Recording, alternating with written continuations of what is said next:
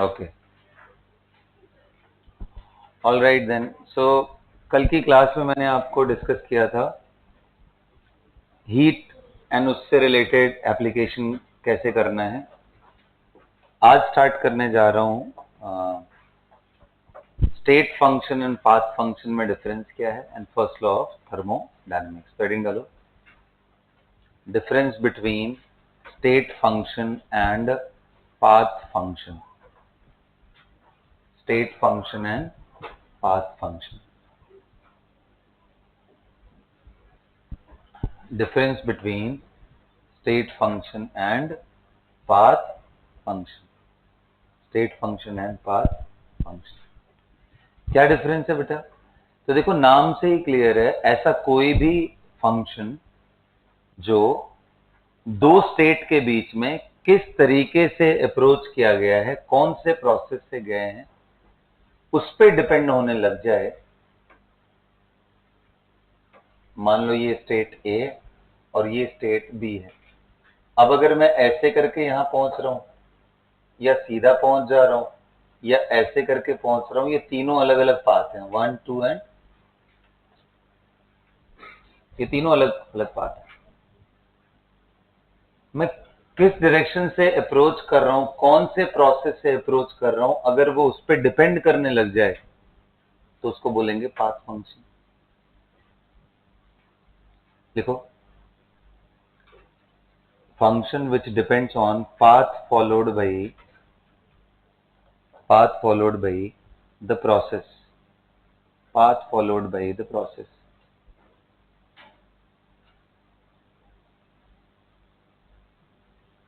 path followed by the process will be termed as, क्या बोलेंगे उनको? Path function.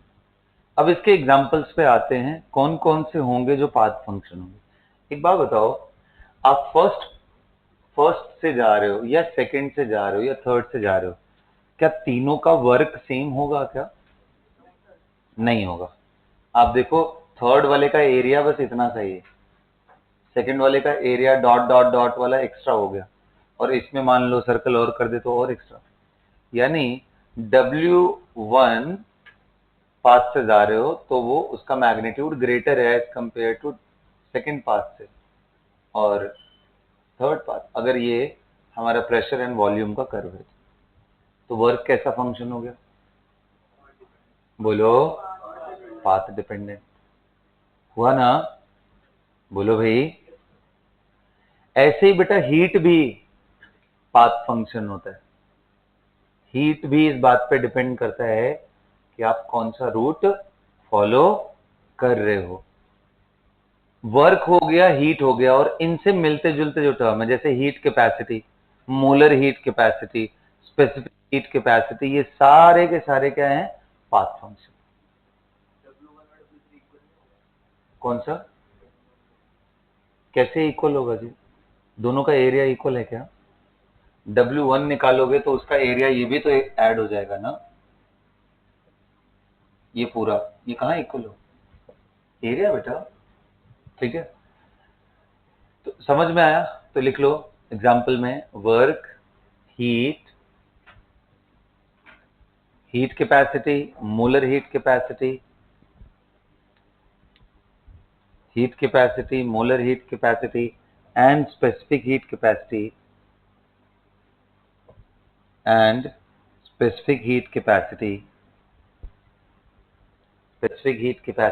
are path functions। Got it? अगला लिखते हैं स्टेट फंक्शन। हाँ बनाना है, ये बनाना। अगला लिखो state function. What is state function? ऐसा कोई भी फंक्शन जो किस पे डिपेंड करता हो?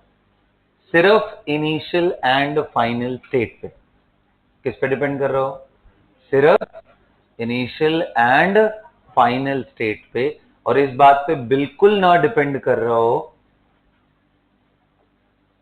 और इस बात पे बिल्कुल भी डिपेंड ना कर रहा हो कि कौन सा पाथ फॉलो किया गया है। अगर स्टेट फिक्स्ड हो ए एंड बी, तो इनका जो चेंज है वो वैल्यू फिक्स होना चाहिए, वो बदलना नहीं चाहिए। तो ऐसे सभी फंक्शन को क्या बोलेंगे? तो there is one mathematical interpretation also for this, but वो हमें नहीं पढ़ना है, हमें तो उनके नाम जान लेने कौन कौन से वेरिएबल्स है जो थर्मो पढ़ने हैं। तो जो भी बताए हैं ना उनको छोड़ दो, बाकी जितना नाम तुम जानते हो सारे स्टेट फंक्शन, जैसे enthalpy, internal energy, Gibbs free energy, entropy, ये सारे के सारे कौन से फंक्शन है बेटा? स्टेट फंक्शन है। लिखो एग्जाम्पल में, हाँ लिखो, those function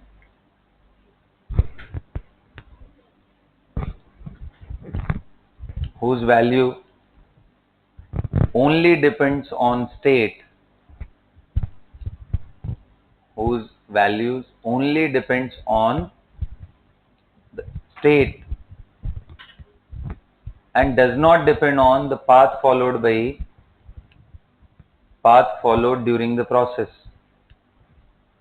and does not depend on the path followed during process are termed as state function।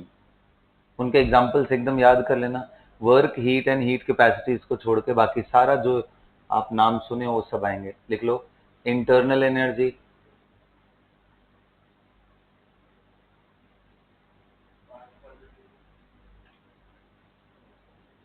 Internal energy, इसके बाद इंथैल्पी,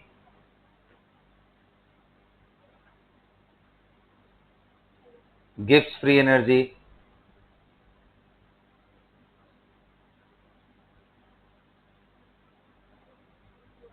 इसके बाद इंट्रोपी, ये कैपिटल एस है।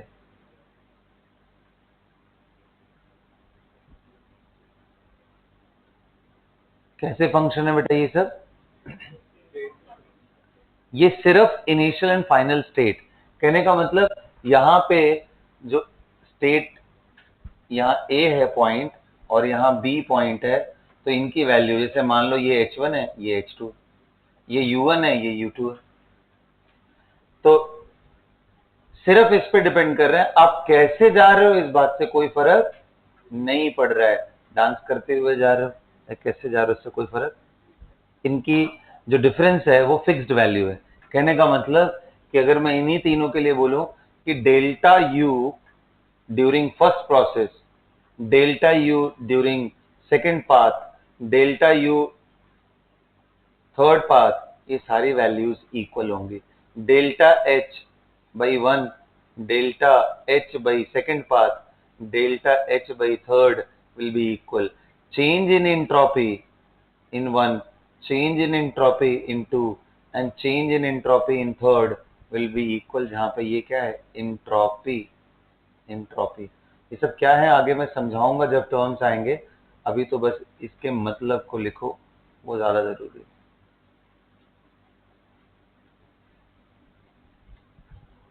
नोट करके लिख लो, ये भी लिख लो। ध्यान रखना, Q1 will not be equal to Q2 will not be equal to Q3, ये वैल्यू सेम नहीं होंगी।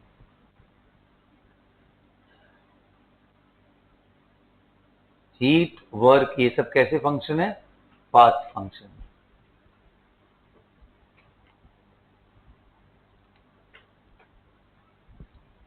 कर लिया आप लोगों ने?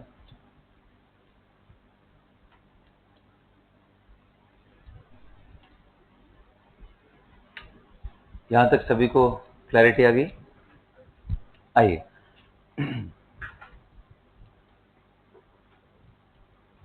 अब समझते हैं एक टर्म जिसका नाम क्या है? Internal energy. अगले टर्म की तरफ बढ़ते हैं, हेडिंग डालिए, इंटरनल एनर्जी।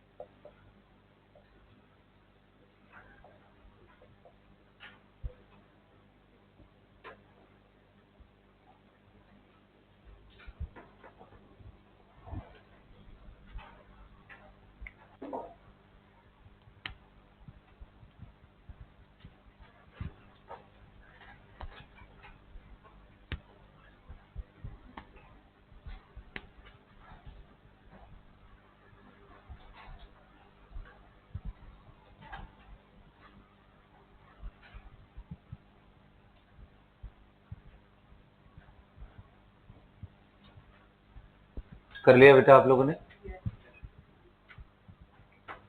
यहां तक क्लियर है? इंटरनल एनर्जी, हाँ जी।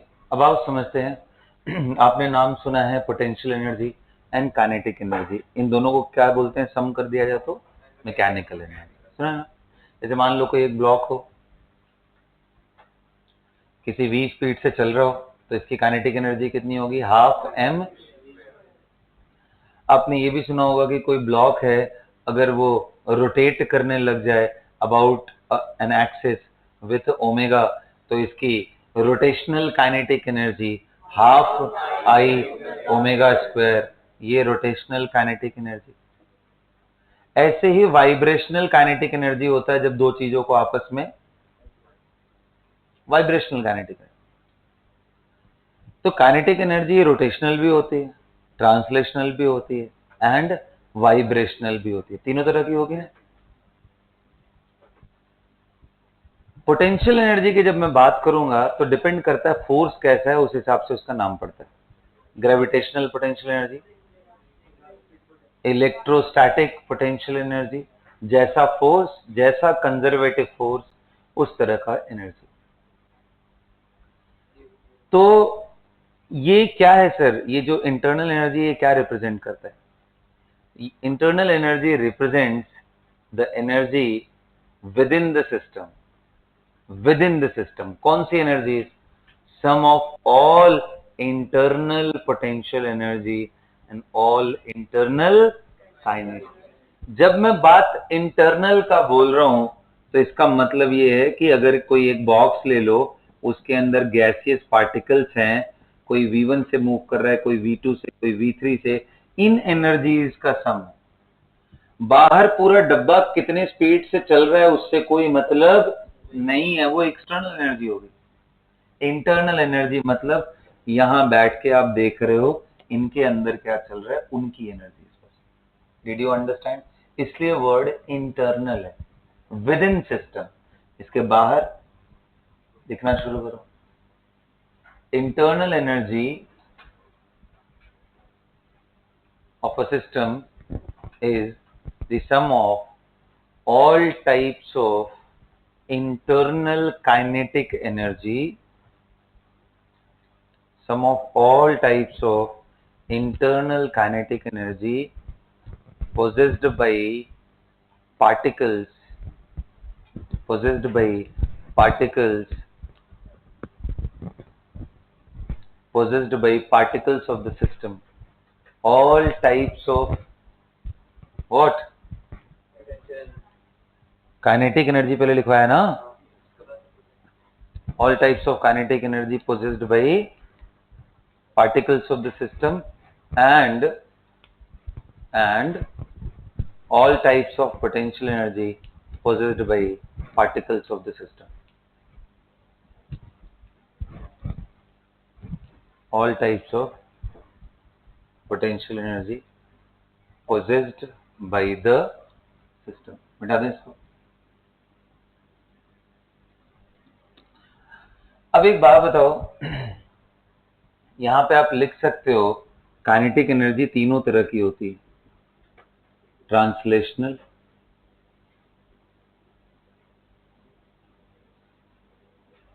Rotational, vibrational.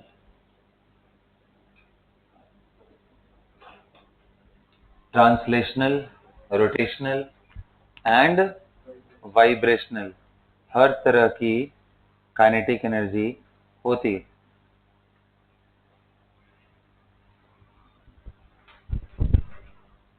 Got it? तीनों तरह की काइनेटिक एनर्जी, रोटेशनल। बात आती है पोटेंशियल एनर्जी की, तो ये बड़ा सेंसिटिव टर्म है। पोटेंशियल एनर्जी फोर्स से रिलेटेड है। अब आप सोचो, जैसे मान लो कि मैं एकदम सिंपल H2O मॉलिक्यूल ले लिया, मैंने एक ऐसा सिस्टम लिया है जिसमें H2O खूब सारे, तो इसमें कौन कौन सी पोटेंशियल एनर्जी होंगी? तो ये बताओ, एक वाटर मॉलिक्यूल दूसरे वाटर मॉलिक्यूल को डाइपोल डाइपोल अट्रैक्शन जिसका स्पेशल टाइप ये है हाइड्रोजन बॉन्डिंग, क्या उससे अट्रैक्ट करता है? तो इससे भी पोटेंशियल एनर्जी आएगा P1। मैं और थोड़ा अंदर चलता हूं, ऑक्सीजन और हाइड्रोजन का जो मेन बॉन्ड बना है वो भी तो फोर्स से ही बना है, तो वो दूसरा P2 आया। अब मैं हाइड्रोजन एटम के अंदर जाऊं तो यार इसमें एक प्रोटॉन और एक इलेक्ट्रॉन है, तो इनके बीच में भी पोटेंशियल एनर्जी, ये P3 आएगा। मैं ऑक्सीजन के अंदर घुस जाऊं तो इनमें जितने सारे इलेक्ट्रॉन प्रेजेंट है, जितने प्रोटॉन न्यूट्रॉन प्रेजेंट है, उनके पोटेंशियल, क्या हम ये वैल्यू कभी निकाल पाएंगे? नहीं निकाल पाएंगे।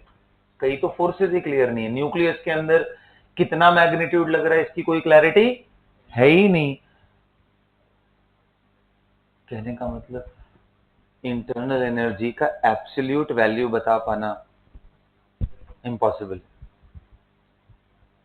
ये बोलना कि समग्र के पास 300 किलो जूल इंटरनल एनर्जी है, ये स्टेटमेंट वैलिड स्टेटमेंट नहीं है, क्योंकि हमें वो तो पता ही नहीं है। पोटेंशियल एनर्जी का सम हम निकाल ही नहीं पाएंगे, कई सारे जगहों पे क्लैरिटी ही नहीं है।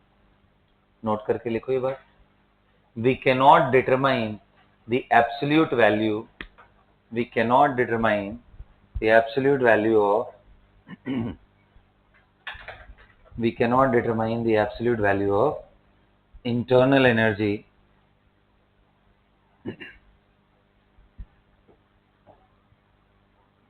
of any system। कुछ भी हो, किसी का भी नहीं बता सकते।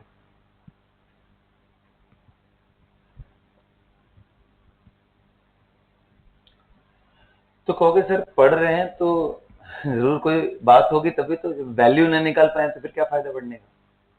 तो कुछ तरीका है, क्या है? फर्स्ट लॉ ऑफ थर्मोडायनेमिक्स का यूज करके इसके चेंज को निकाल सकते हैं, वो हम आगे देखेंगे, है ना? उसको मैं आपको दिखाऊंगा। लेकिन यहाँ पे एक और केस समझाता हूं। अगर मैं ये एज्यूम कर लूं कि मेरे पास सिस्टम आइडियल गैस का है, किसका सिस्टम है? If I am assuming that I am having a system of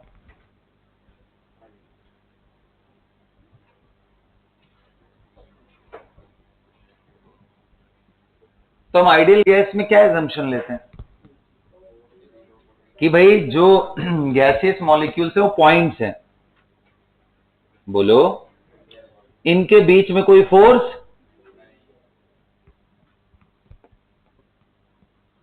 हम ये पार्टिकल के अंदर, ये पॉइंट के अंदर क्या है उसका डिस्कशन ही नहीं करते।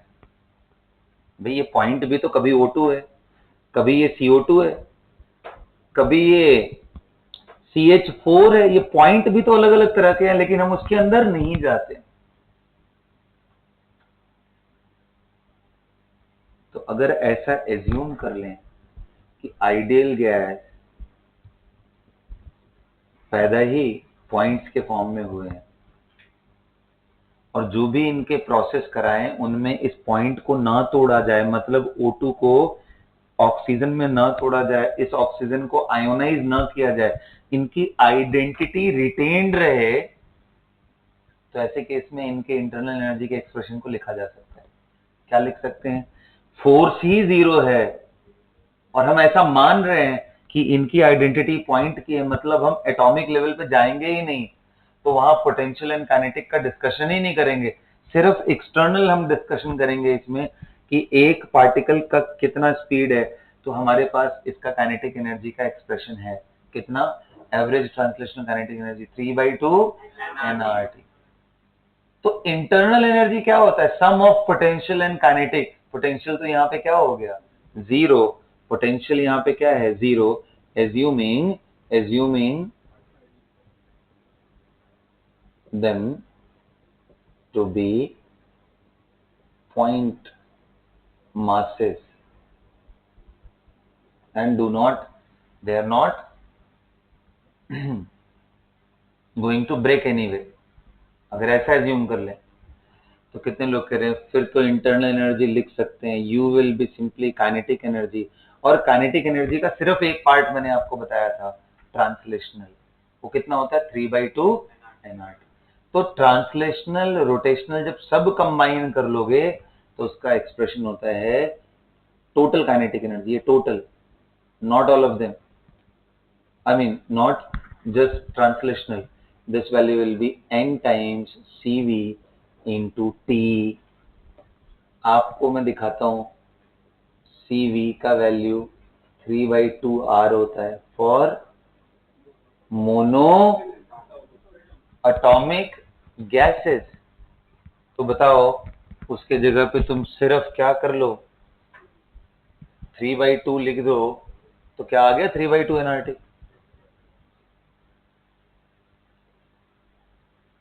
क्योंकि मोनो एटॉमिक जो कि सिर्फ पॉइंट है, सिर्फ पॉइंट है, उसमें रोटेशन का कोई मतलब, कोई पॉइंट है वो रोटेट कर रहा है, क्या मतलब है इसका, पॉइंट तो जीरो डायमेंशन के जैसा चीज है ना, तो उसमें कोई रोटेशनल एनर्जी नहीं होती, सिर्फ इसका जो भी होता है वो ट्रांसलेशनल।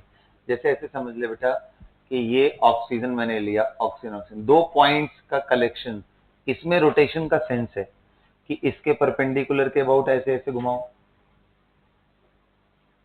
या इस एक्सिस के अबाउट घुमाओ, इस एक्सिस के अबाउट फिर से कोई मतलब नहीं है, क्योंकि जैसे ही एक्सिस लोगे वैसे ही मीनिंगलेस हो गया इसका रोटेशन, क्योंकि दोनों पॉइंट्स हैं, इसके अबाउट रोटेशन का।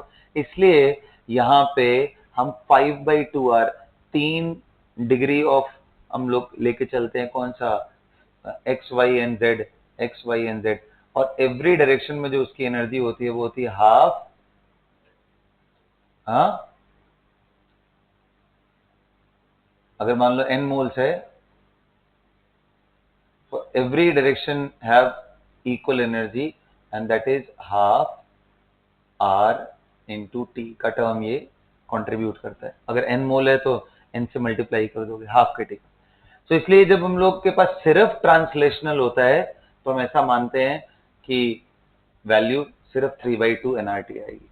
तो ये वैल्यू कितनी आएगी इंटरनल एनर्जी की, n into 3/2 r into T, इसको सिंप्लीफाई करो तो क्या रहा है 3/2 nRT। अब ध्यान से देखो कि 3/2 nRT को हम ऐसा एज्यूम करते हैं कि ये तीनों पार्ट में, मतलब हर डायमेंशन में इसकी काइनेटिक एनर्जी इक्वल है, तो चाहे x हो, चाहे y हो, चाहे z। इसी को बोलते हैं law of equal partition of energy.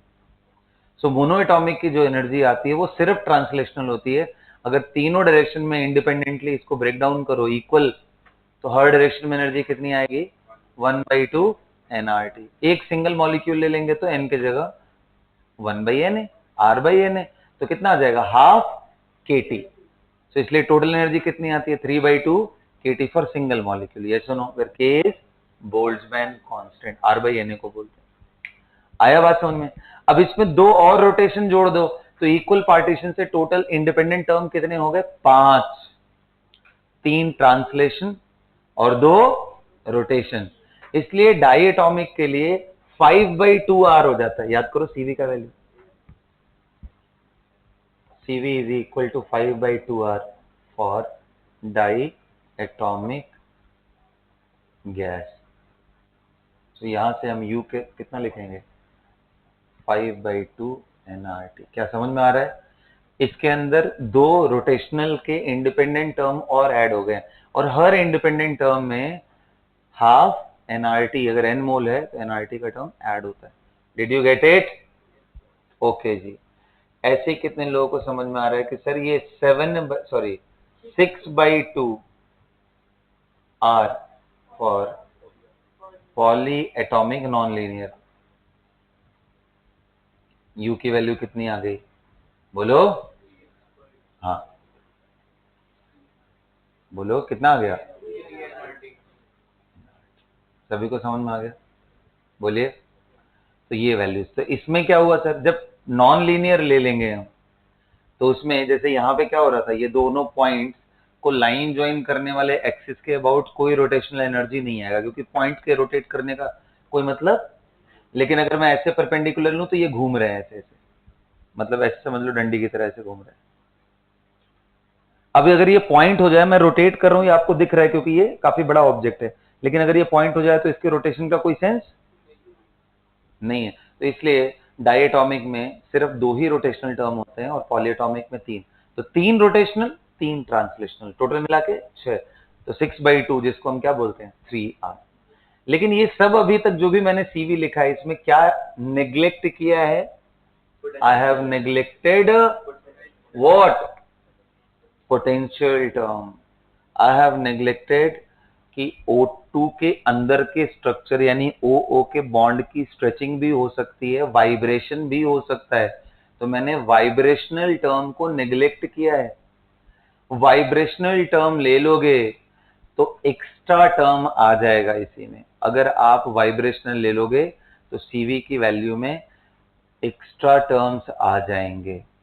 Clear है? कितना आएगा वो कभी हम डिस्कशन करते हुए आपको समझा देंगे। तो अभी जो CV की वैल्यूज है वो इतनी है।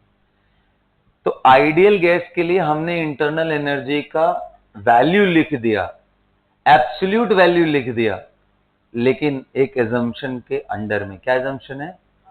कि भाई ये पॉइंट्स हैं, इनके अंदर वाले जो एटम्स है उनका कोई ब्रेकडाउन नहीं हो रहा है, दुनिया में पैदा ही ऐसे ही हुए थे। अगर जैसे ही हम एटॉमिक लेवल पे जाने लग गए तो मुझे एटम से रिलेटेड एनर्जीज भी लिखनी पड़ेंगी, फिर तकलीफ हो जाएगा, फिर नहीं कर सकते। क्या सबको समझ में आ गया? तो ये नोट करिए आप लोग। तो सिर्फ आइडियल गैस के लिए ये करना है। You can not apply this for H2O liquid, you can not apply this for any other liquid. सिर्फ लिक्विड एंड सॉलिड के लिए मत लगाना, सिर्फ किसके लिए? Ideal gas.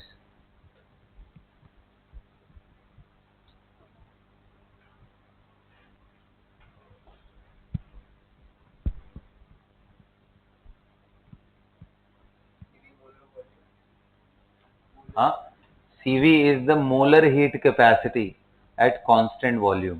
CV is the molar heat capacity at constant volume.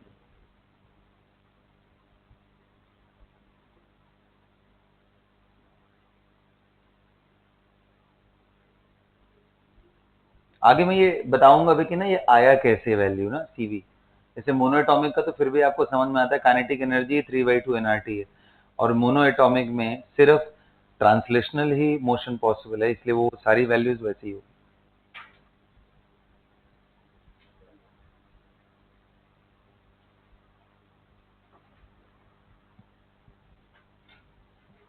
यहां तक सबको समझ में आ गया?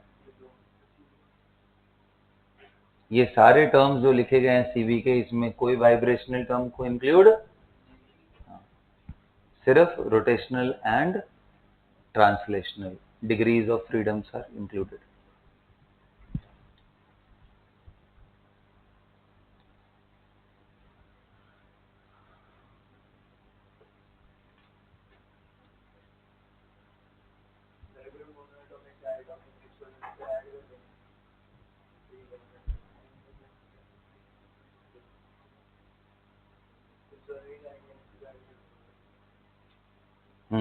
सेम टेम्परेचर होता है।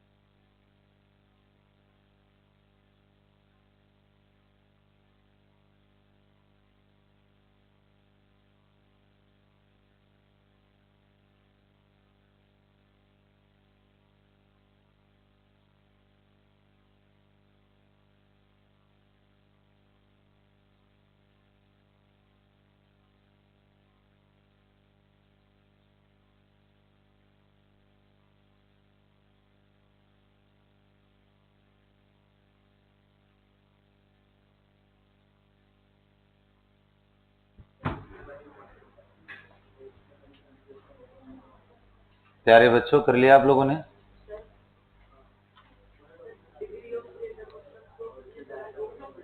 हाँ, कितने इंडिपेंडेंट एनर्जी टर्म्स हैं जो एक दूसरे पे डिपेंडेंट नहीं है। जैसे एक्स एक्सिस पे अलोंग जो भी वेलोसिटी होती है उसका वाई कंपोनेंट क्या होता है? 0। तो एक्स वाई जेड तीन इंडिपेंडेंट डायरेक्शन है ना, तो उससे तीन इंडिपेंडेंट काइनेटिक एनर्जीज डेवलप हो रही हैं, ट्रांसलेट होने वाली। ऐसे ही रोटेट होने वाली डेवलप होती हैं तीन इंडिपेंडेंट। लेकिन डायटोमिक के केस में वो सिर्फ 2 हो पाता है, क्योंकि एक के अलॉन्ग उसके रोटेशन का कोई मतलब नहीं होता, इसलिए। गॉट इट बेटा? चलिए मिटा दो ये सब। ओके, बहुत बढ़िया। आ गया सबको समझ में? ठीक है जी। अब हेडिंग डालिए।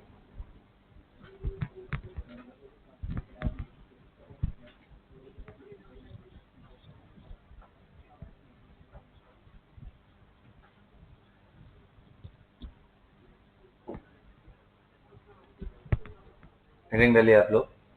फर्स्ट लॉ ऑफ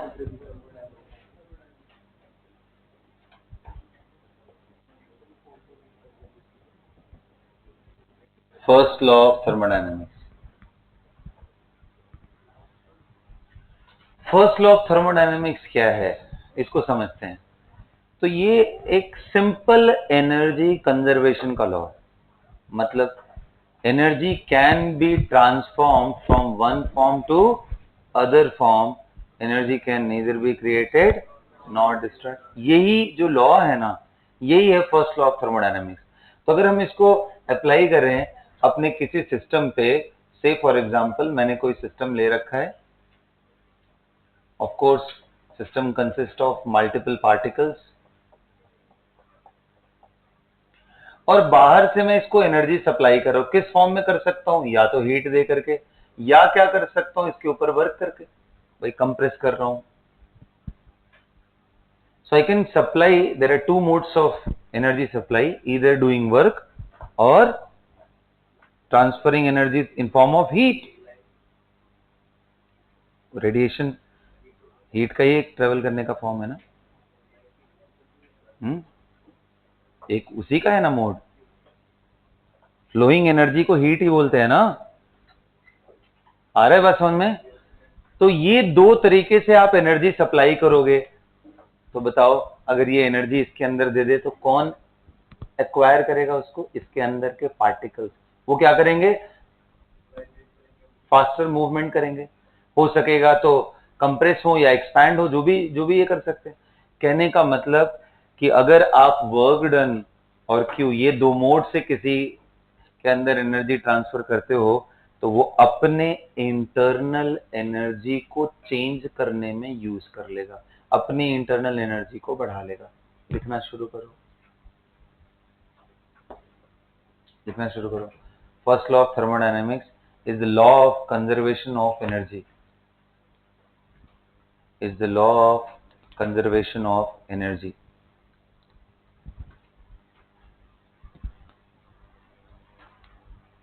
अब इसको हम कैसे इंटरप्रेट करेंगे अपनी जगह पे?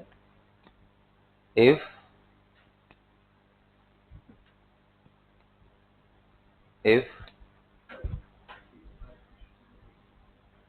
energy is supplied to a system through work or heat, if energy is supplied to a system through work and heat, लिख सकते हो, दोनों तरीके से हम कर सकते हैं ना। through work and heat, through work and heat,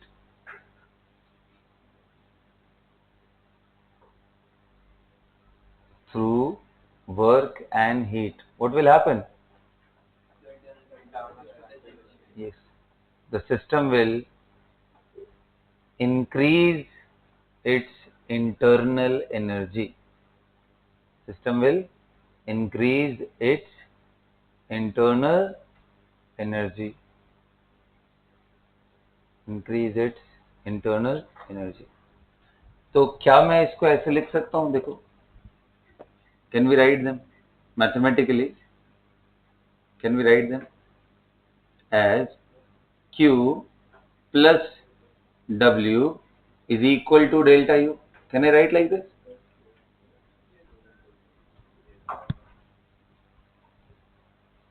बोलो बेटा, लिख सकता हूं? लिखिए आप। अब इसके बाद देखते हैं sign convention.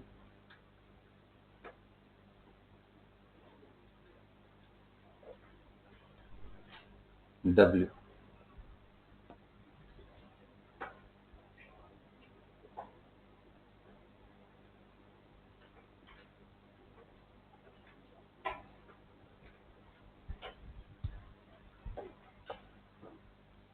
W and Q का साइन क्या आपको पहले से नहीं पता है? डब्ल्यू का बताओ, अगर कंप्रेशन हो रहा हो तो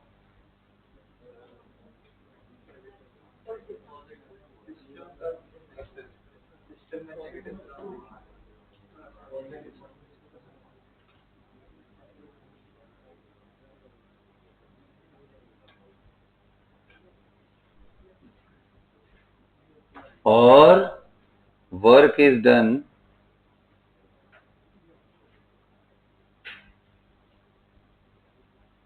by surrounding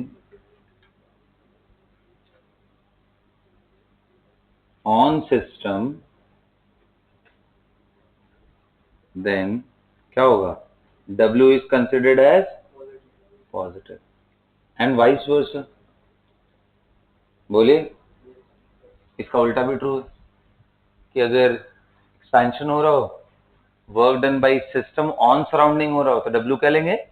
negative system on surrounding. System surrounding पे वर्क कब कर सकता है? जब वो खुद एक्सपैंड हो रहा हो। तो एक्सपेंशन के केस में W क्या होता है? आ रहा है बात समझ? अच्छा, ये वर्क कोई जरूरी थोड़ी है कि मैं प्रेशर एंड वॉल्यूम वाला ही लूं, मैं इलेक्ट्रिकल वाला भी वर्क ले सकता हूं। तो जब भी work done on the system होगा तो पॉजिटिव होगा, work done by the system होगा तो वो नेगेटिव होगा। Got it? क्यू का कन्वेंशन बहुत आसान है।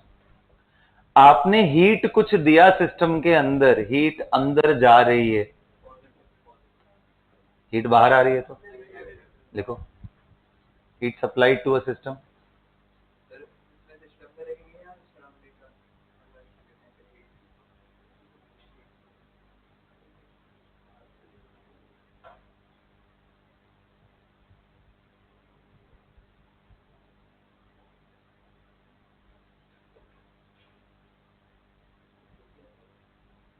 हीट इवॉल्व हो रहा है तो बाहर निकल रहा है तो हाँ, तो हम अभी सिस्टम की बात कर रहे हैं। सारा स्टडी किस पे कर रहे हैं? यहाँ पे भी सिस्टम का ही बात कर रहे हैं। नहीं बेटा, तुम भूल गए मेरी बात। जब W सिर्फ लिखा हो, W, तो W क्या सिग्निफाई करता है? तो बस वही बात है। तो W का वैल्यू क्या होगा यहाँ? तो बस वही लिख रहे हैं, और क्या लिख रहे हैं? वही तो लिखा है ना, और कुछ। तो हीट दे रहे हो तो वो सिस्टम के अंदर अगर दे रहे हो तो पॉजिटिव। तुम ऐसे सोचो ना, तुम सराउंडिंग हो, तुमने कुछ वर्क किया और हीट सप्लाई किया, दोनों जुड़ेंगे या घटेंगे? जुड़ेंगे ना एनर्जी। तुमने 10 जूल यहां से दिया, 20 जूल यहां से दिया, दोनों जोड़ के तुमने कितना सप्लाई किया? 30 जूल। Got it? तो वो 30 का 30 जूल इसके इंटरनल एनर्जी को बढ़ाने में चलाते हैं। So if heat is supplied to a system, Q is positive. If heat is evolved,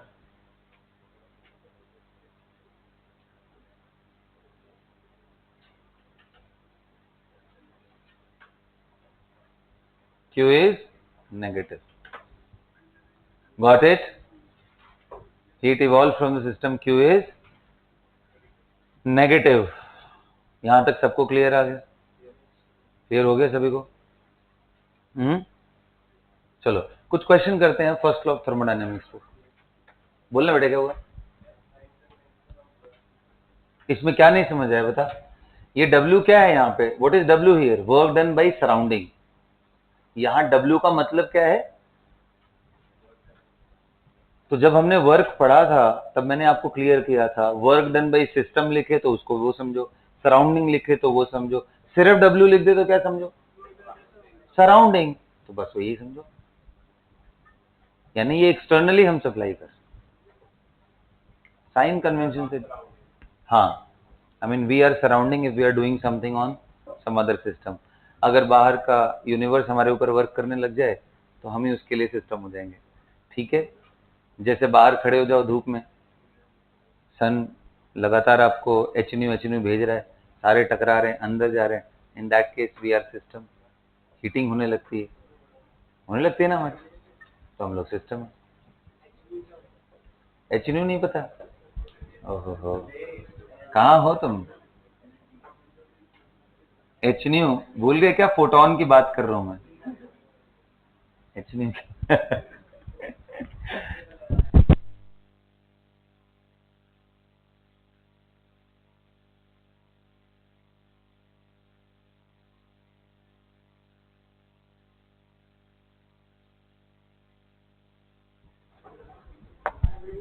मिटा दो बेटा।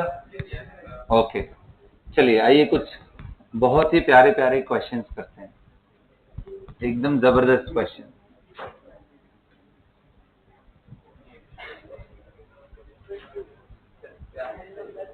आइए समझाता हूं क्यों मैंने बोला कि अच्छे क्वेश्चन करते हैं। आप अगर इस फर्स्ट लॉ ऑफ थर्मोडायनेमिक्स को ध्यान से देखो तो आप स्टेट फंक्शन, पाथ फंक्शन अभी पढ़ा है आपने। इन तीनों वेरिएबल में कौन स्टेट फंक्शन है? यू। यू है ना, डेल्टा यू तो चलो वैल्यू है यार। U is the state function, whereas W and Q is. तो एक क्वेश्चन देता हूं, मान लो एक पॉइंट ए से पॉइंट बी तक जाने में, ये स्टेट ए है बेसिकली, एंड स्टेट बी तक जाने में दो अलग अलग पाथ से, एक से W का value 100 kilo joule and heat supplied is 50 minus के साथ। सप्लाई नहीं किया बल्कि उल्टा निकल रहा है, heat is -50 kilo joule minus. यहां पे अगर हीट की वैल्यू 100 ले लें, सॉरी, इस जगह पे अगर W की वैल्यू, सेकंड, ये सेकंड ये फर्स्ट, दो अलग अलग पाथ से जा रहे हैं between point A to B, between point A to B दो अलग अलग पाथ से जा रहे हैं। एक तरफ से जाने पे W का वैल्यू 100 है, तो Q का वैल्यू -50 दिया है बाहर से। -50 का मतलब आप समझ रहे हो, साइन कन्वेंशन। दूसरे में W इज -10 किलो जूल, तो बताओ Q का वैल्यू कितना होगा इसके लिए?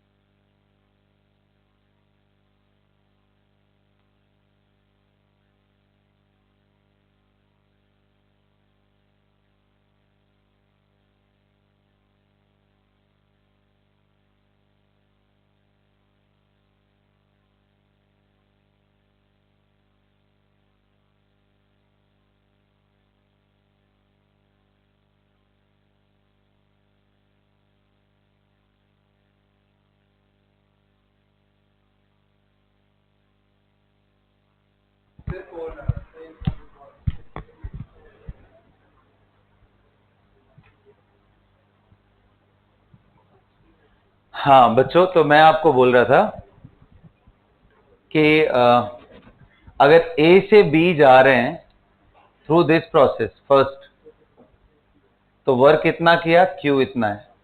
सेकंड से जा रहे हैं तो वर्क इतना, तो मैं पूछ रहा हूं हीट कितना आएगा, यही क्वेश्चन है ना।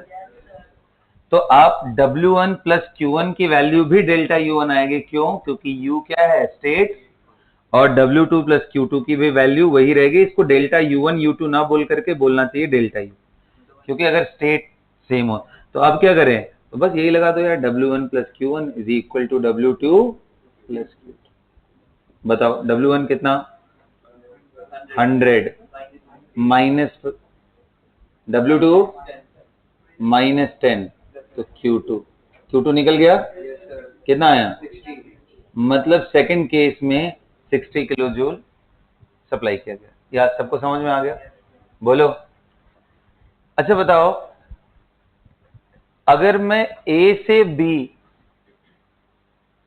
बहुत सारे हमारे पास पॉसिबल पाथ है, लेकिन मैं कौन से पाथ से ए से बी जाऊं जिससे सारा का सारा हीट इंटरनल एनर्जी में बदल जाए? सारा का सारा हीट इंटरनल एनर्जी, मतलब डब्ल्यू कुछ हो ही ना। तो अगर आप एक्सपेंशन कंप्रेशन होने ही ना दो तो डब्ल्यू कुछ आएगा क्या? नॉन पीवी अगर आप नहीं कर रहे हो तो। बोलो। इसका मतलब कि क्या मैं एक वर्ड यूज कर सकता हूं, heat supplied eight constant volume will completely convert into changing its internal energy। तो क्या एक ये इंपॉर्टेंट स्टेटमेंट है आपके लिए? अच्छा, इस बात के लिए भी इंपॉर्टेंट है क्योंकि वर्क कैलकुलेट करना हर बार इजी टास्क नहीं होता, क्योंकि प्रोसेस रिवर्सिबल जरूरी नहीं हो, और जरूरी नहीं हो कि हर टाइम पे वो इरिवर्सिबल भी हो। तो वर्क निकालना वो मैथमेटिकली ठीक लगता है इंटीग्रल वगैरह करके, प्रैक्टिकली हीट मेजर करना सबसे आसान काम होता है। ये मैंने पिछली क्लास में भी आपको बताया था हीट वाले, कि केमिकल रिएक्शन से एसोसिएटेड जो डेल्टा एच की वैल्यूज आती है वो भी कैसे चारों तरफ वाटर का एनवायरनमेंट क्रिएट करके निकाला जाता है। तो हीट बहुत प्रैक्टिकल चीज है, इसलिए हम हीट पे हमेशा ज्यादा स्ट्रेस देंगे। तो ये नोट करके लिखो, heat supplied eight constant volume, when volume become constant, heat supplied at constant volume becomes equal to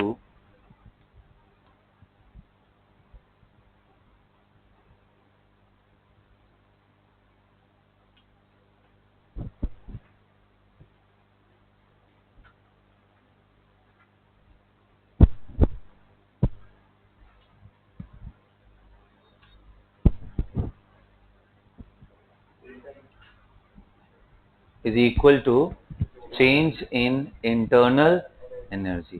तो इसलिए इसको ऐसे भी लिखा जाता है कि डेल्टा U का वैल्यू आप QV लिख दो। क्या लिख दो? V का मतलब हीट सप्लाइड एट कांस्टेंट। देखो ये थर्मोडायनेमिक्स में ना लिखने का एक बड़ा स्टाइल है, ये नीचे V लिख दे, इसका मतलब कांस्टेंट, वो पैरामीटर कांस्टेंट है। सो QV लिखा है मतलब heat supplied eight constant volume.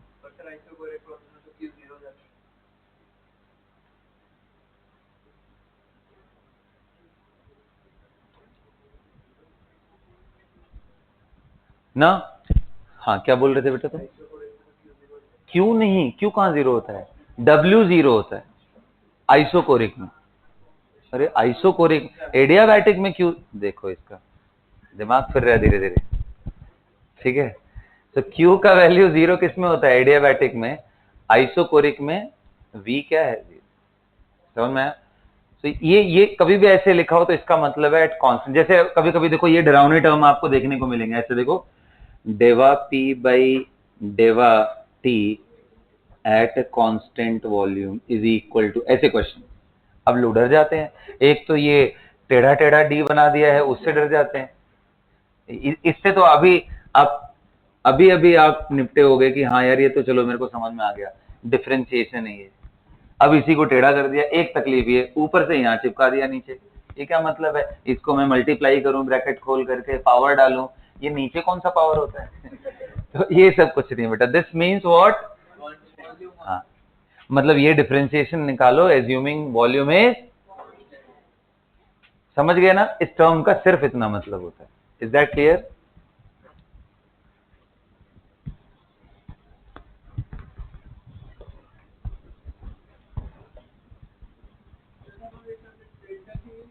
अब मेरी बात सुनो ध्यान से। आपको मैंने थोड़ी देर पहले आइडियल गैस के केस में मैंने बोला था बेटा कि U का वैल्यू क्या ले लो? एन सीवी टी, वो कहीं और से नहीं, यहीं से आया था। ये बताओ हीट की वैल्यू अगर स्टेट चेंज ना हो, जब आप प्रोसेस आइडियल गैस पे करोगे तो आइडियल गैस में तो हम मानते हैं कि वो गैस है, उसको इधर उधर कहीं कुछ नहीं करना, लिक्विड सॉलिड बनाओ ही नहीं, बन ही नहीं सकता है, आइडियल गैस है तो जब लिक्विड सॉलिड बन नहीं सकता तो उसका फेज हमेशा, गैसेस का फेज हमेशा एक ही होता है। और अगर कोई चीज सेम फेज में हो तो Q का वैल्यू हम कैसे लिखते हैं, एम एस डेल्टा टी, या इसी को क्या बोल सकते हैं, number of mole into molar heat capacity into. तो अब अगर Q कांस्टेंट वॉल्यूम पे है, कांस्टेंट वॉल्यूम वाला केस, तो मैं इसी Q को क्या लिखना पड़ेगा, QV, तो इसको C को क्या लिखना पड़ेगा, CV। इसलिए बोलते हैं मोलर हीट कैपेसिटी एट, और यही वैल्यू क्या है, डेल्टा U के बराबर। तो अब बताओ जब डेल्टा U इतना है तो क्या U लिख सकता हूं NCVT, तभी तो U2 माइनस U1 करेंगे तो NCV डेल्टा T आएगा, वहीं से निकला ये टर्म। समझ में आया। तो फर्स्ट लॉ ऑफ थर्मोडायनेमिक्स का ही आउटकम है कि U की वैल्यू आइडियल गैस के लिए ये कितनी आती है। वैसे ये वैल्यू आप डायरेक्ट भी निकाल सकते थे, जैसे हमने किया था कि internal kinetic energy and potential energy का सम, और काइनेटिक एनर्जी की वैल्यू ट्रांसलेशनल के केस में हमें पता होती थी 3/2 nRT, और वो 3/2 R CV होता है मोनो एटॉमिक के, इसलिए हमने वहां पे यूज किया। यहाँ थोड़ा जनरलाइज्ड वे में दिख जाता है आपको कि डायटोमिक के लिए सीवी का वैल्यू 5/2 आर, पॉलीएटॉमिक के लिए 6/2 आर होता है, उसके हिसाब से आप निकाल सकते हो। Is that clear? ओके जी। ओनली फॉर आइडियल गैस, ये ओनली फॉर आइडियल गैस है। For any other thing this value is valid. Okay, क्या सबको समझ में आ गया ये बात? तो जितना भी आपने हीट सप्लाई किया, अगर वो कांस्टेंट वॉल्यूम पे आपने हीट का सप्लाई किया, कांस्टेंट वॉल्यूम पे हीट का सप्लाई किया बेटा, तो वो सारा का सारा किस में चेंज होगा, इंटरनल एनर्जी में। क्या सबको मेरी बात समझ में आ गई? क्या आप क्वेश्चन करें और? चलो ठीक है, एक काम करते हैं, सुनो ध्यान से, बहुत ध्यान से सुनो। मान लो मैंने 1 किलोग्राम आइस लिया है, ओके, 1 kg आइस, और 1 kg आइस के केस में आपको मालूम है स्पेसिफिक हीट कैपेसिटी एस की वैल्यू कितनी होती है, 0.5। तो अगर 1 मोल के लिए निकालना हो तो 18 ग्राम होता है वाटर का। तो यानी क्या मैं लिख सकता हूं 9 कैलोरी पर मोल, क्या लिख सकता हूं, पर केल्विन या पर डिग्री सेल्सियस। ये किसकी वैल्यू दे दी मैंने, सी की वैल्यू, सी की वैल्यू दी,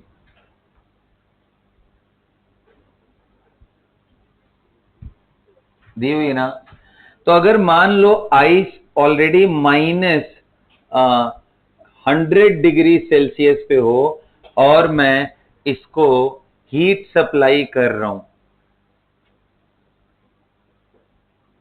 सच दैट कि इसका फाइनल क्या स्टेट हो गया,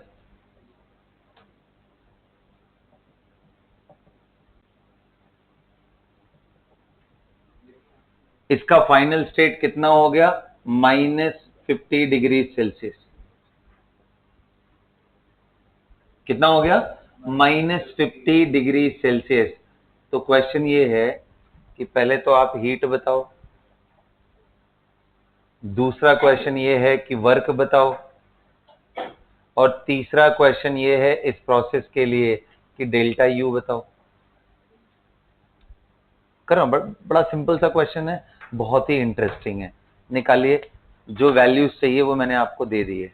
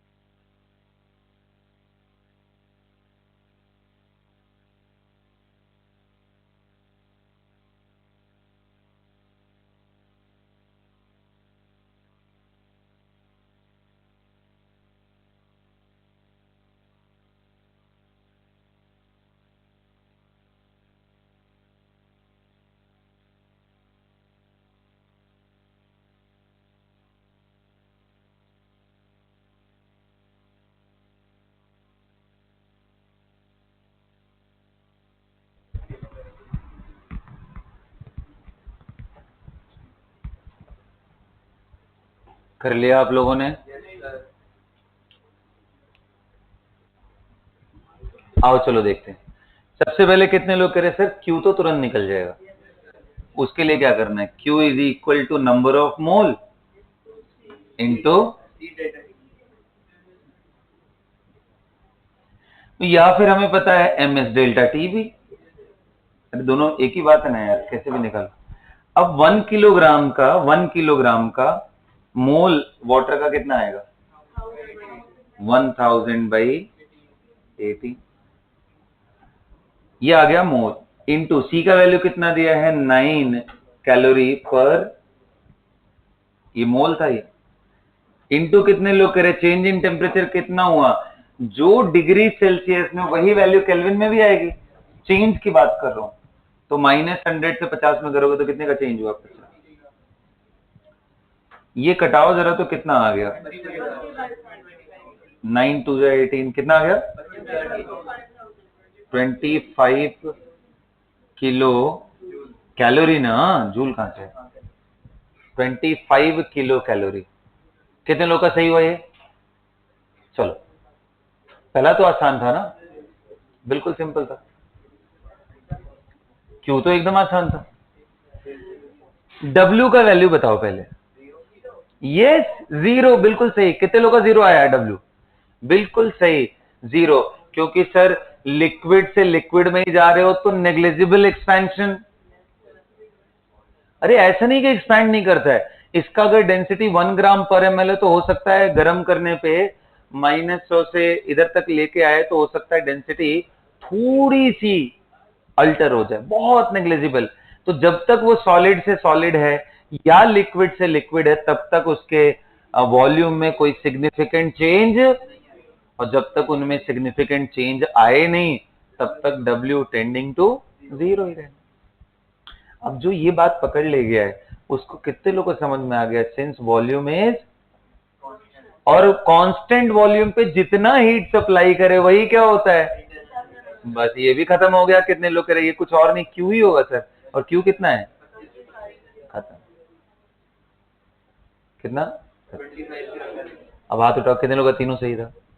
बहुत बढ़िया यार, क्या बात है, वेल डन। अगला क्वेश्चन करें? चलो देखते हैं। अब तो तुम लोग दौड़ने लग गए, क्या बात है। अब थोड़ा खेल में मजा आएगा।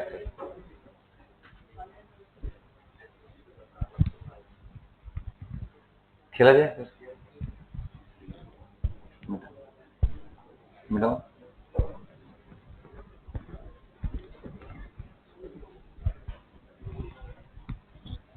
हम्म,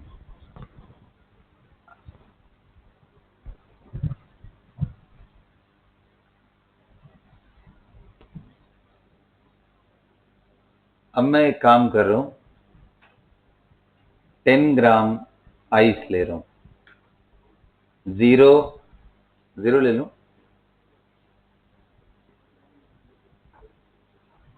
और इसको कन्वर्ट हीट सप्लाई किया सच दैट कि इसको पूरी तरीके से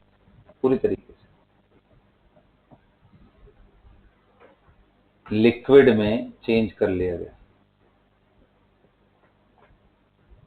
लिक्विड वाटर। पहले ये सॉलिड था, अब क्या बन गया? लिक्विड। ये 0 पे है, ये भी 0 पे है। सबको समझ में आ रहा है क्या? बोलिए। क्यू का वैल्यू यहां सप्लाई किया गया, ये 0। क्या दिया हुआ है बेटा? लेटेंट हीट ऑफ फ्यूजन का वैल्यू आपको दिया है वाटर का, कितना? 80 कैलोरी पर ग्राम। 80 कैलोरी। पहला क्वेश्चन ये है, क्यू का वैल्यू बताइए। दूसरा क्वेश्चन है डब्ल्यू बताइए। अब कहोगे सर कुछ तो बताओ और। चलो मैं बता दे रहा हूं। डेंसिटी ले लो इसका 0.95 ग्राम पर ml, और इसका डेंसिटी ले लो 1 ग्राम पर ml। कौन ज्यादा भारी होता है? लिक्विड ना, तभी तो आइस उसके ऊपर फ्लोट करता है। 90 ले लें? 5 लेने में भी कोई तकलीफ नहीं है। आप कर लो, वैसे मैं इसलिए लेना चाह रहा था कि बहुत ज्यादा डिफरेंस नहीं होता, बट मर्जी तुम्हारी, लो कर ही लो, चलो 90 ही ले लो, 0.9 ग्राम/ml। एंड अब करो तो तीनों वैल्यूज बताओ, Q, W and delta U.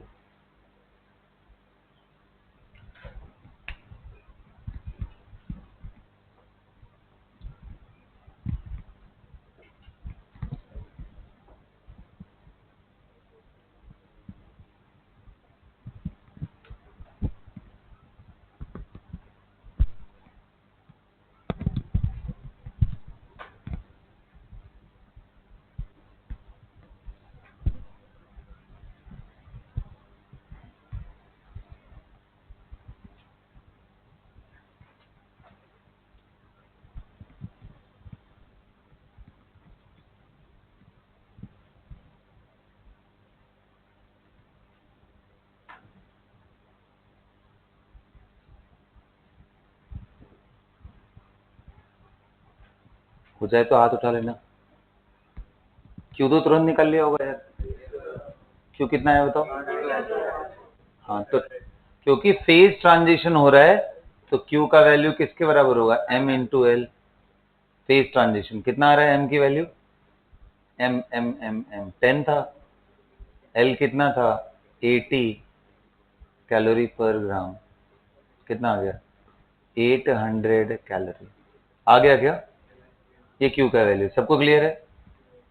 क्या बताओ, वॉल्यूम कांस्टेंट है क्या इस बार, तो वर्क डन होगा, होगा ना। अब आपके दिमाग में आ रहा होगा सर वर्क डन के लिए तो हमें आपने एक ही चीज बताया, इंटीग्रल माइनस पी डीवी। तो यहाँ प्रेशर कितना है, तो देखो ये प्रोसेस ओपन एटमॉस्फेयर में हो रहा है, तो कितना ले लो प्रेशर, नहीं तो आप लिख लो वैसे पी नॉट की वैल्यू कितनी है 18, कर लें तो बताओ। तो तो बताओ ये तो वैल्यू कांस्टेंट बाहर आ जाएगा, minus P not into DV, DV करेंगे तो डीवी वॉल्यूम ऑफ क्या, liquid, minus volume of ice, यही हुआ ना। ये 1 एटीएम में लिख दे रहा हूं। अब बताओ इन दोनों का वॉल्यूम कैसे ले,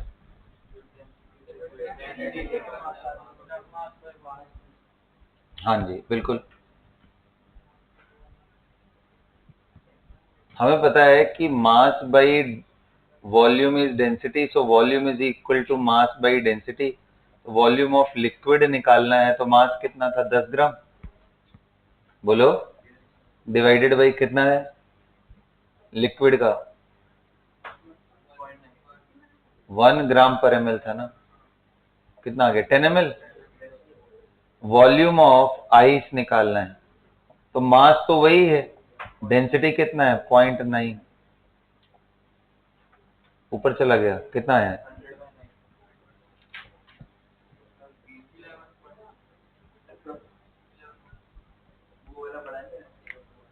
कौन सा बड़ा होना चाहिए, लिक्विड का वॉल्यूम नहीं ज्यादा होता, आइस के केस में उल्टा होता है ना, भूल जाइए तुम, आइस के केस में उल्टा होता है ना, लिक्विड का वॉल्यूम श्रिंक करता है, आइस सॉलिड जो फॉर्म है उसका वॉल्यूम ज्यादा होता है, तभी तो वो फ्लोट करता है यार, फ्लोट करता है ना, ठीक है। Density of ice is lower as compare to the density of liquid water. अब वैल्यू निकालो कितना है, ये 11.1 ml ना, कितने लोग कह रहे हैं ये वैल्यू निकालूंगा तो 11.1 माइनस कितना लिक्विड का, कम आ रहा है ना, 10 माइनस 11.1 ml में है ये, ml, तो मैं इसको पूरे चीज को कन्वर्ट करूंगा, ये आएगा माइनस माइनस प्लस, और कितना आया ये 1.1 एटीएम ml। अब मैं पहले इसको एटीएम लीटर में कन्वर्ट कर लूं, एटीएम लीटर, लीटर बोले तो 1/1000, 1.1 इंटू 10 के पावर -3 एटीएम लीटर, और एक एटीएम लीटर बराबर क्या होता है, 101.3 जूल। बता बेटा कितना आ रहा है, वैल्यू कितना आ रहा है,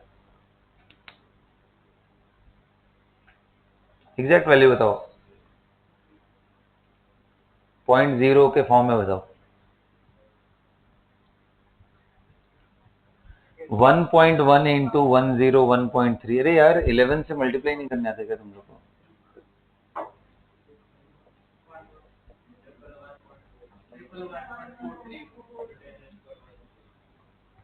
टेन के पावर नहीं, एक पॉइंट वो भी लिया ना तो -4, 1 2 3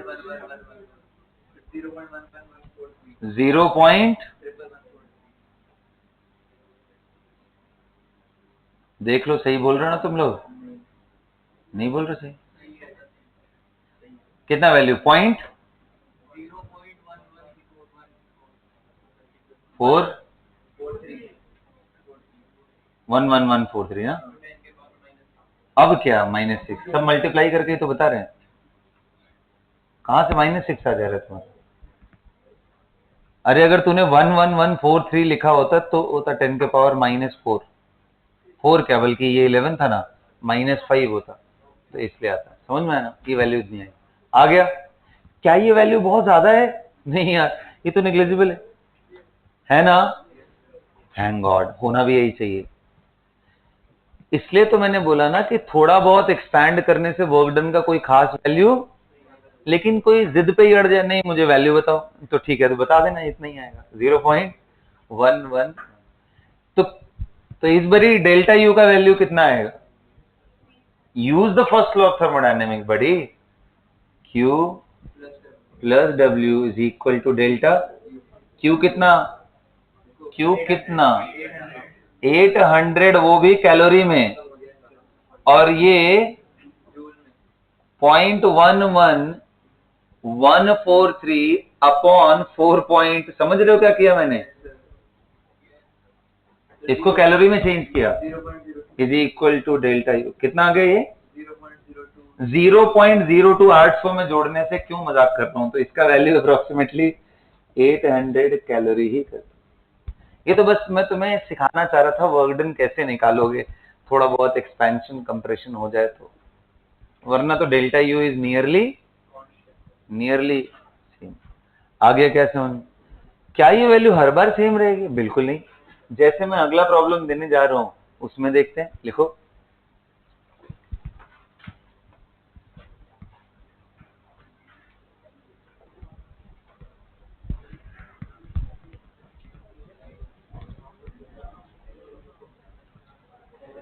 अगला प्रॉब्लम ये है कि अगर, ध्यान से सुनो बेटा, बात नहीं, बिल्कुल भी एकदम बात नहीं ना, अच्छे बच्चों की तरह कोई बात नहीं करना है। मान लो तुम्हारे पास 1 ग्राम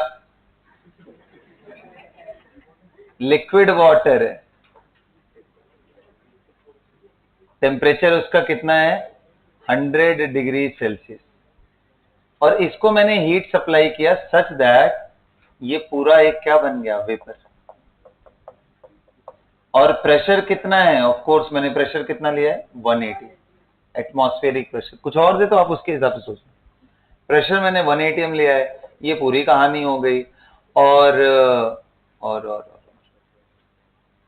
आप एज्यूम करो कि PV is equal to NRT is valid for H2O vapour, ये वेपर हो गया।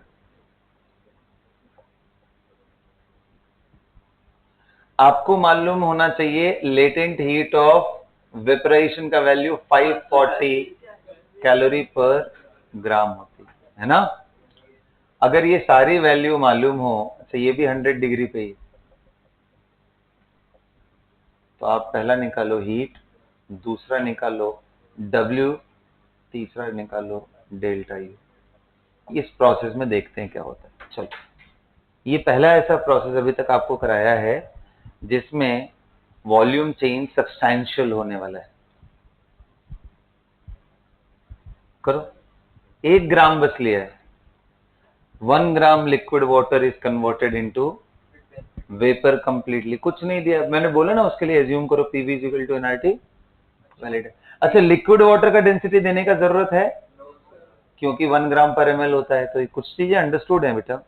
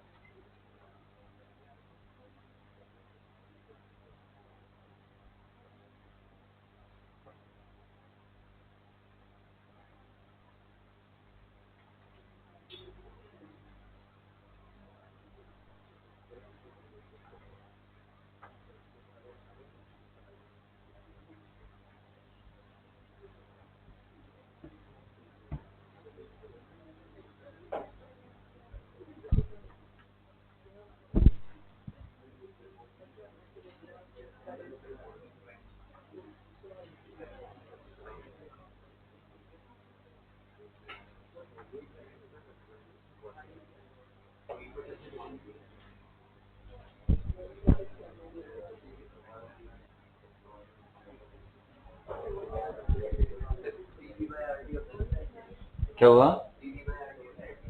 पीवी बाई क्या? डेंसिटी?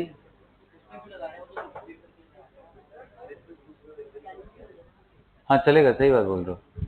क्यों करना है उतना यार, तुम्हें वॉल्यूम चाहिए, बस ये सोचो ना।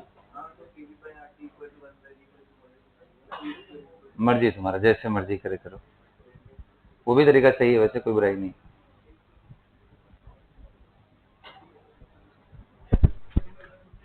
क्या बेटा स्टार्ट करूं मैं? कर ले जाओगे ना?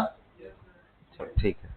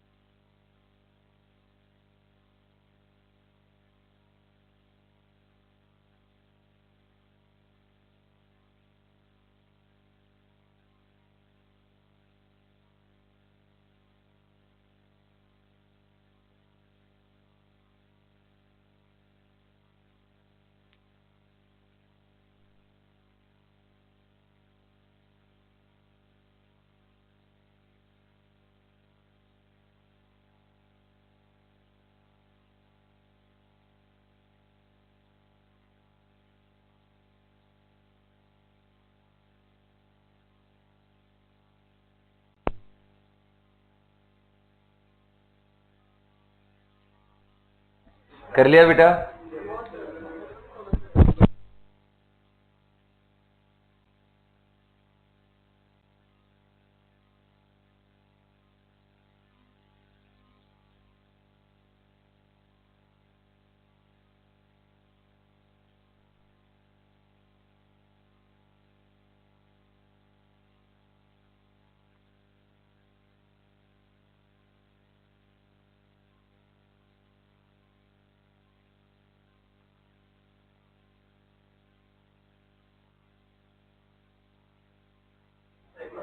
कैलकुलेशन थोड़ी होगी बेटा, करो तो सही, अप्रॉक्स आंसर दो।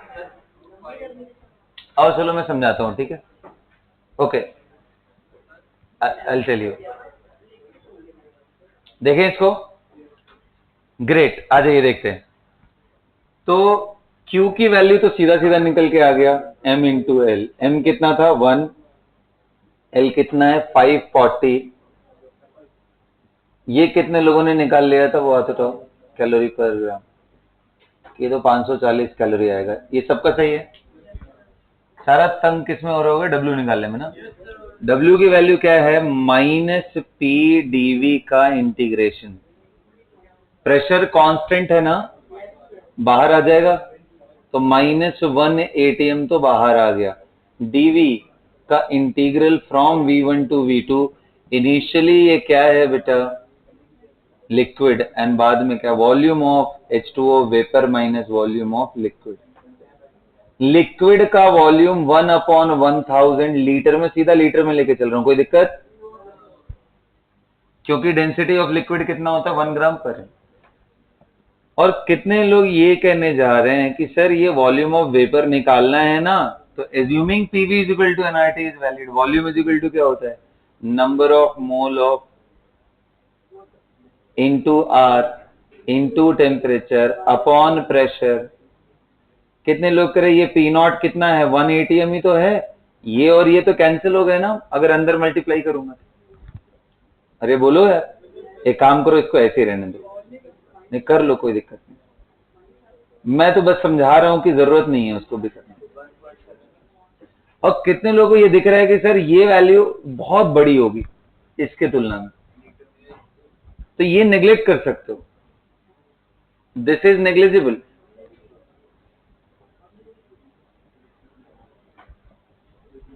हटा दो उसको, तो ये वैल्यू कितना आ जाएगा? NRT अपॉन 1 ATM कैंसिल हो गया, माइनस NRT। और थोड़ा दिमाग लगाते ना तो आता भी, देखो H2O से यहां जा रहे हैं तो यही तो वैल्यू आती है, डेल्टा NGRT। जितना मोल लिए उसके हिसाब से देख लो, बताओ कितने मोल है?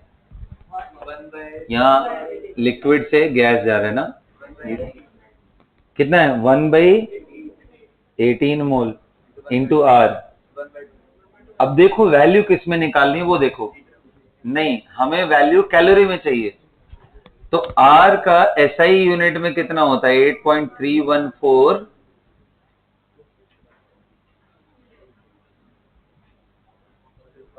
जूल पर मोल पर केल्विन, और इसी की वैल्यू होती है नियरली 2 कैलोरी पर मोल पर केल्विन। तो मैं यार सीधा कैलोरी वाला यूज करूं ना, 2 कैलोरी पर मोल पर, यहां से मोल कट जाएगा, मोल इनवर्स मोल इनटू टेम्परेचर कितना है बेटा? 373 केल्विन, ऐसे लिखना पड़ेगा। बता तो कितना आया ये 9 आ गया, 9, हाँ 373/9, बता कितना आ रहा है? जल्दी बोलो।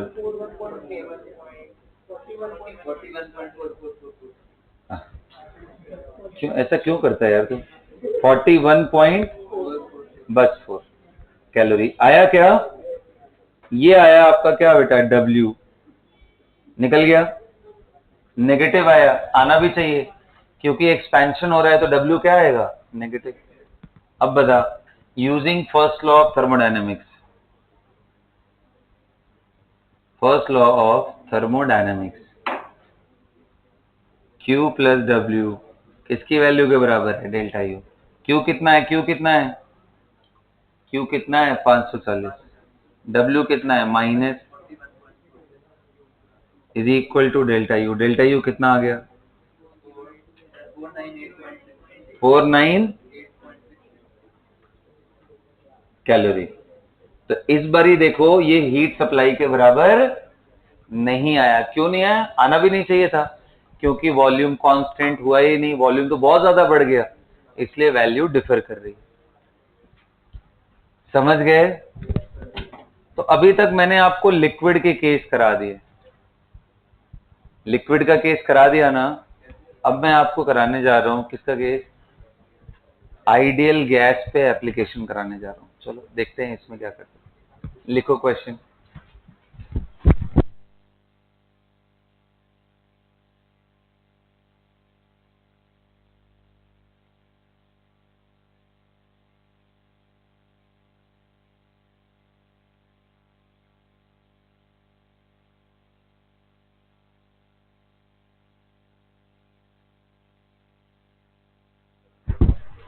वैसे ही निकले। ठीक है बच्चों, चलिए हेडिंग मतलब हेडिंग नहीं डालना है इसको, जस्ट एक क्वेश्चन के फॉर्म में ही लिखेंगे, आइडियल गैस पे हम एप्लीकेशन करेंगे। ठीक है, चलो बताओ। हमारे पास प्रोसेस रिवर्सिबल भी होता है और दोनों तरह के होते हैं ना। बहुत अच्छी बात है। तो पहले मैं रिवर्सिबल से स्टार्ट करवाता हूँ, आपको थोड़ा आइडिया लगे।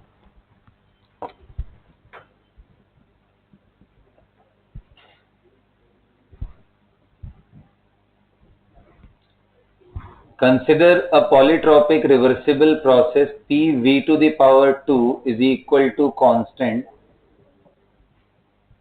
Consider a polytropic reversible process P into V पे power 2 is equal to constant.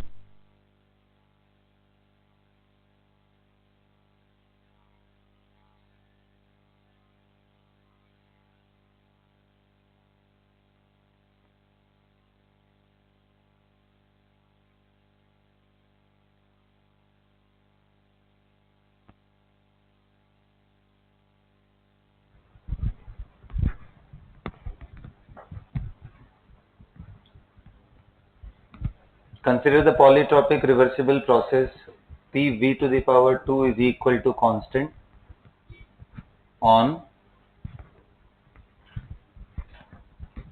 ideal gas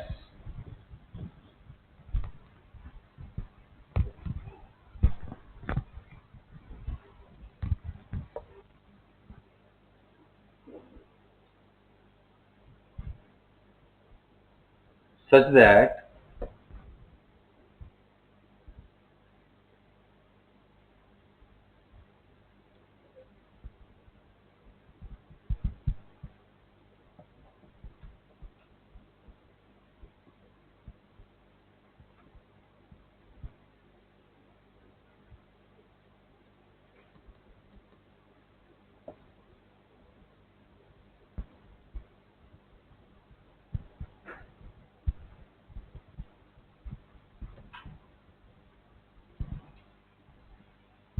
such that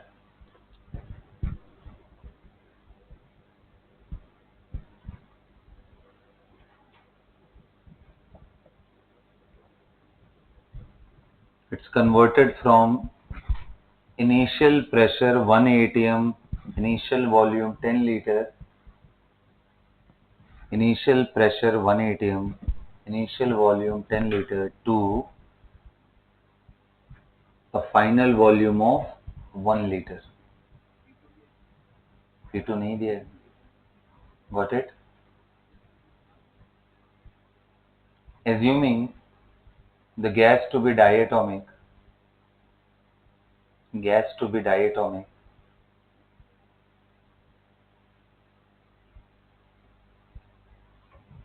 find सबसे पहला W बताइए, दूसरा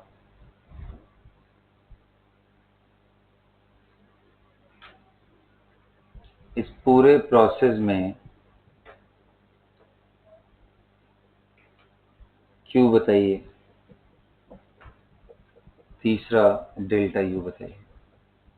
यही तीनों वेरिएबल पढ़े हैं अभी तक, यही तीनों निकालने हैं। जल्दी करना बेटा, बिल्कुल सोच के करना है एकदम अच्छे से। ये आइडियल गैस है, इस बात का ध्यान रखना।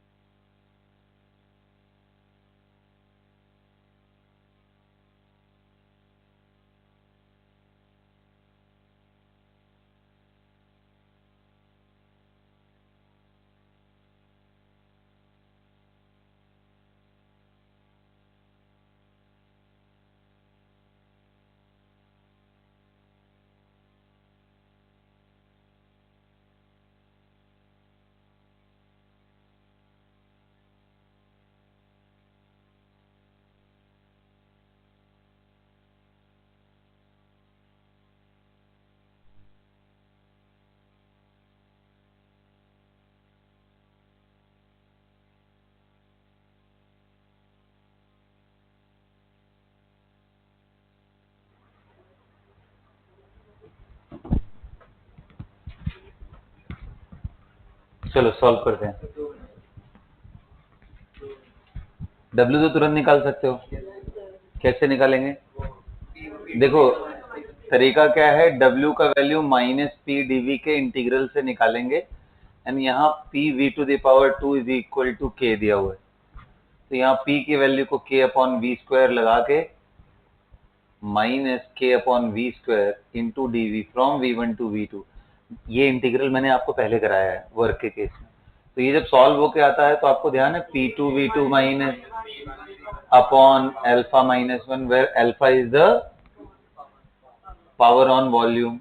ये सुनो, कितने लोगों ने यूज किया था इसको, हाथ उठाओ। हाँ ठीक है, फिर यूज किया इसका मतलब पढ़ रहे हो। तो P2 V2 and P1 V1 अगर हमें पता चल जाए तो निकल जाए। अच्छा एक और चीज पता है हमें, P1 V1 तो पता है, V2 पता है, P2 नहीं पता। क्या मैं निकाल नहीं सकता हूँ बेटा? कैसे? क्योंकि हमें पता है प्रोसेस क्या है, P V to the power 2 is equal to K। तो क्या मैं बोल सकता हूँ P1 V1 पे पावर 2, P2 V2 पे पावर 2, दोनों बराबर होंगे। P1 की वैल्यू कितनी है 1 इंटू 10 का square is equal to P2 नहीं पता V2 कितनी है 1, कितना आ गया P2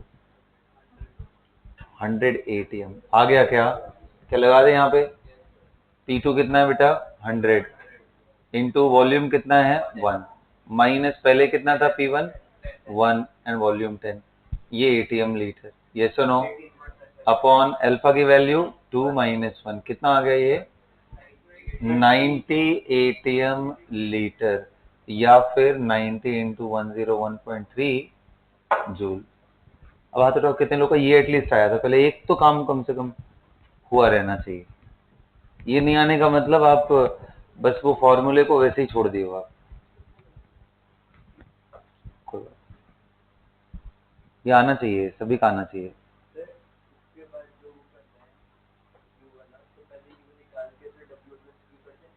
कैसे भी करो, मैंने तो ऐसा नहीं बोला कि आप ऐसे करके वैसे जो जैसे मर्जी है।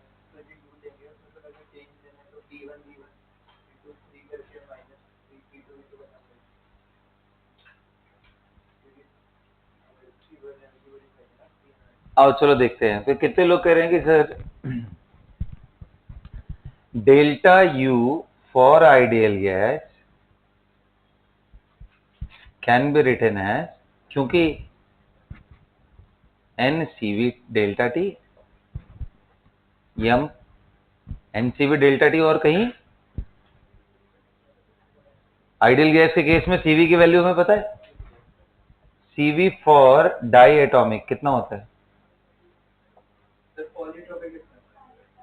पॉलीट्रॉपिक प्रोसेस है, डायटोमिक गैस है, 5/2 आर, तो कितना आ जाएगा ये n into 5/2 are delta T. तो क्या मैं लिख सकता हूँ 5/2 एन आर डेल्टा टी? बोलो खोगे सर, सारा पंगा तो ये टेम्परेचर मोल कुछ दिया ही नहीं आपने। हाँ बिल्कुल सही, कितने लोग कह रहे हैं सर ये तो निकल जाएगा, ये कोई बड़ा काम नहीं है। Since we know that P2 V2 minus P1 V1 is equal to NR T2 minus NR T1, निकल सकता है क्या भाई? N R delta T is equal to P2 V2 minus P1 V1, बोल सकते हैं? क्या ये वैल्यू निकाली है? कितनी आई है? क्या उठा के यहीं रख दूं? अरे ये 2 माइनस 1 1 ही तो था ना, तो ऊपर P2 V2 minus P1 V1 दोबारा कैलकुलेट कर लेगा, 90 ATM लीटर। ये वैल्यू कितना आ गया 5/2 एन आर डेल्टा टी की जगह क्या 90 ATM लीटर, 220 ATM, या इसी को 101.3 से कर दोगे तो। अब बता बेटा डेल्टा यू आ गया तो W plus Q is equal to क्या होता है, यही होता है ना। तो क्या यहाँ से Q की value delta U minus W नहीं आ सकती?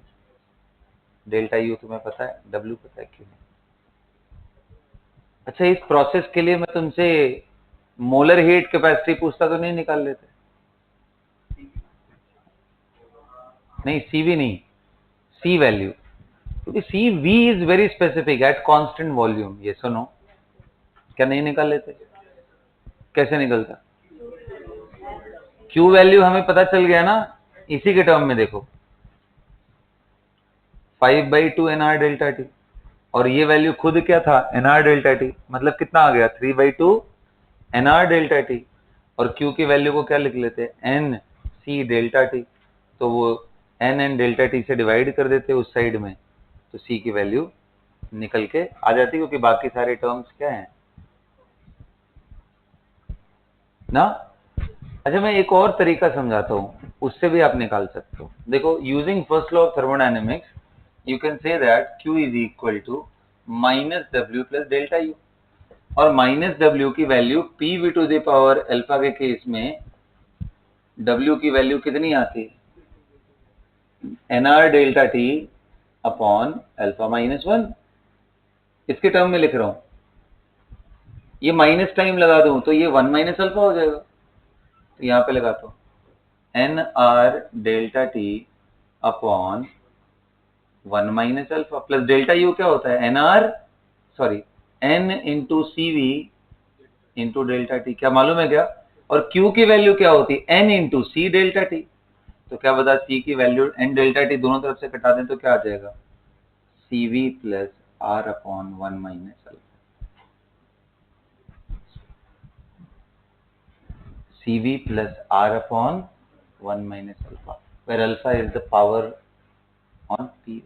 तो अगर क्वेश्चन में ये भी पूछता कि बताओ C का वैल्यू कितना है, तो C भी निकाल लेते, molar heat capacity for this process, क्योंकि वो भी तो पाथ फंक्शन होता है ना, हर तरीके से वो बदलेगा, तो मैं वो भी निकाल लेता using first law of thermodynamics. Alpha की वैल्यू कितनी है लगा दो, तो ये क्या हो गया? अल्फा की वैल्यू कितनी थी यहाँ पे? 2, 1 माइनस 2 क्या आ गया? तो यानी CV माइनस आर, CV कितना था? 5/2 आर माइनस आर, यानी 3/2 आर आया।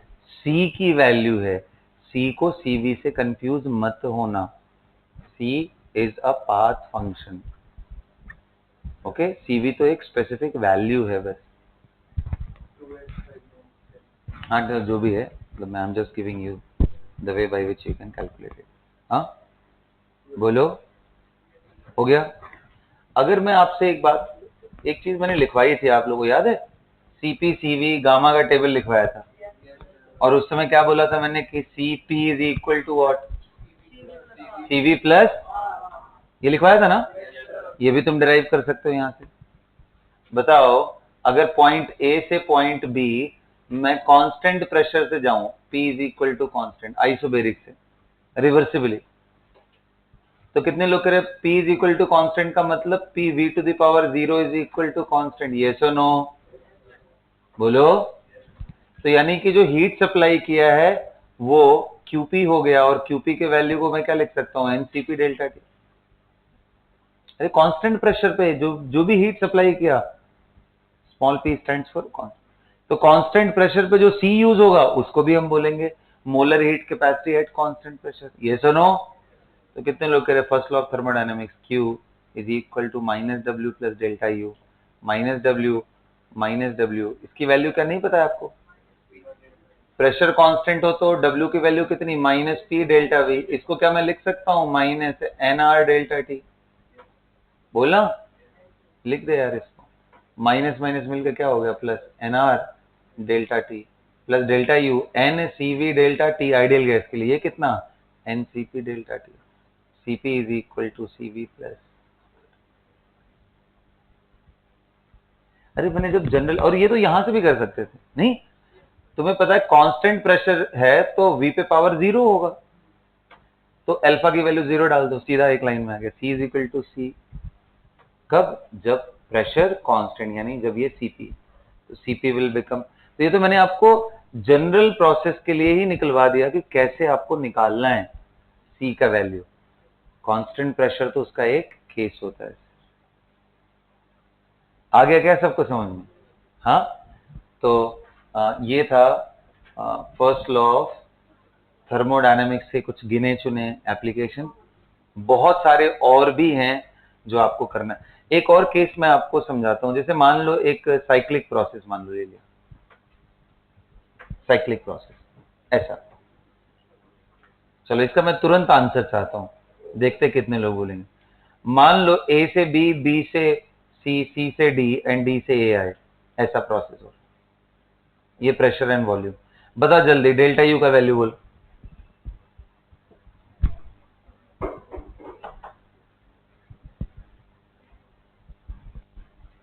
सोच के आंसर आना।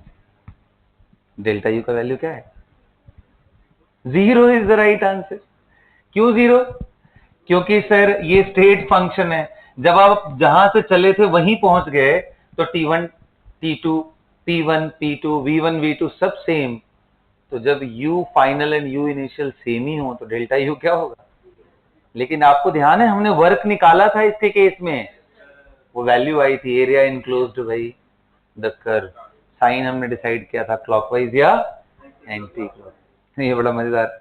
अच्छा, इसमें साइक्लिक प्रोसेस में जितना वर्क, क्योंकि डेल्टा यू 0 हो गया तो Q plus W is equal to delta you.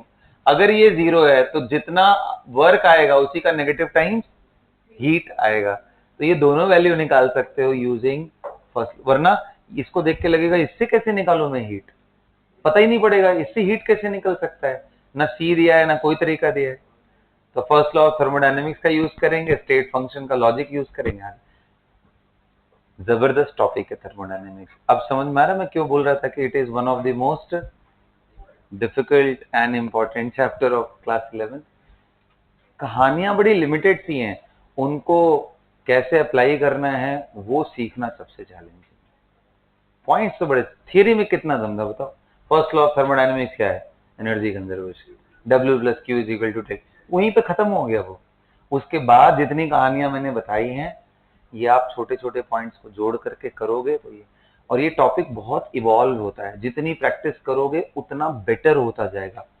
क्योंकि देखो ये कितनी छोटी छोटी डिटेल्स हैं, अगर आप तरीके से नहीं यूज करो तो गलत हो जाएगा, सही से यूज करोगे तो ये ऐसा टॉपिक नहीं है बस क्लास में कर लिया हो गया। क्लास में करके घर जाओ और फिर अगले दिन क्लास में आओ, समझ में आना ही बंद हो जाएगा कुछ दिन के बाद। इसको प्रैक्टिस करके एक्वायर करना है, इसकी छोटी छोटी बातों को समझना है। तो थर्मो से आपको बहुत अलर्ट होकर के पढ़ाई करनी है, ठीक है। So that's all for the class.